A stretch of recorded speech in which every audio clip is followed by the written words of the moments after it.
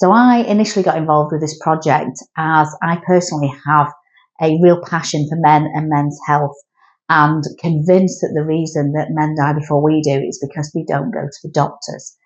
That's where the conversation started with Theo, as he cut my husband's hair, and he told me that gentlemen tell him everything in his barber's chair. We do talk to me in here. We talk to many other barbers as well. They talk to us about all sorts of situations, from health to their home life problems.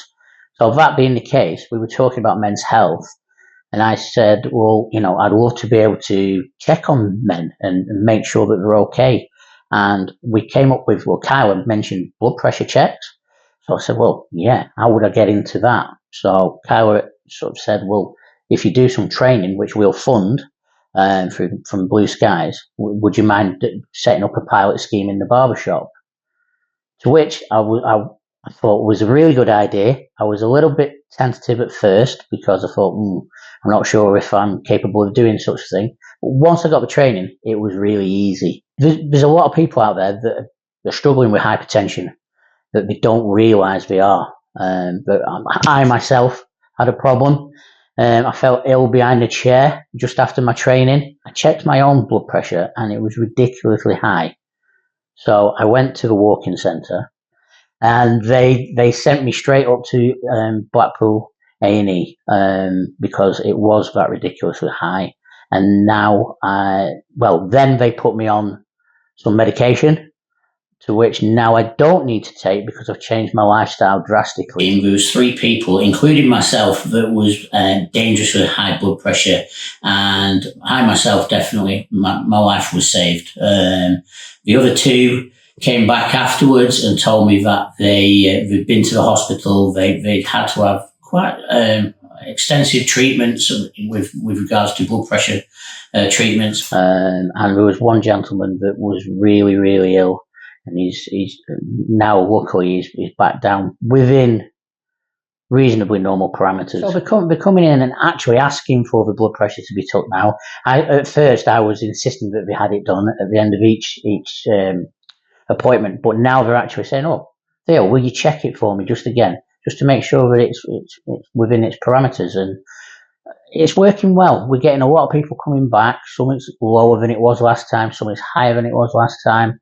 But especially sent so many people to like either the pharmacy to rechecked or GP or even the walk-in centre with a few of them. So I think for me, this is, if you really stretch this thought, it's not only about saving our men and we love our men, but if you think about it, a lot of women in their older age, their husbands have died early because they've not gone to the doctors, and then they get lonely. So, this could affect loneliness in your future years as well. So I just think if we rewind really back to this and just start with getting your blood pressure checked, then this can make a real difference. So I would say what we really need to make people aware of, mostly about this pilot scheme, was we didn't realise how good the impact in the area would be. But people have took it up mainly because they don't want to go into the GP. They've got white coat syndrome. They hate the GP.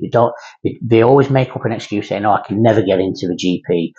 They're scared to death of talking to anyone with any sort of authority. And also, with the greatest respect, our lifestyles are a lot busier these days, and we squeeze too much out of our lives, and our health really suffers because of it.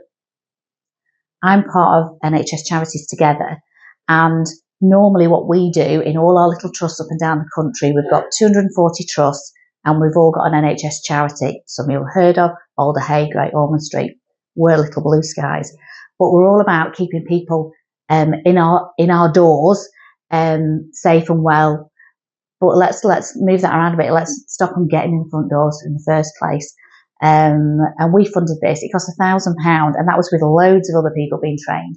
It's tuppence in the scheme of things.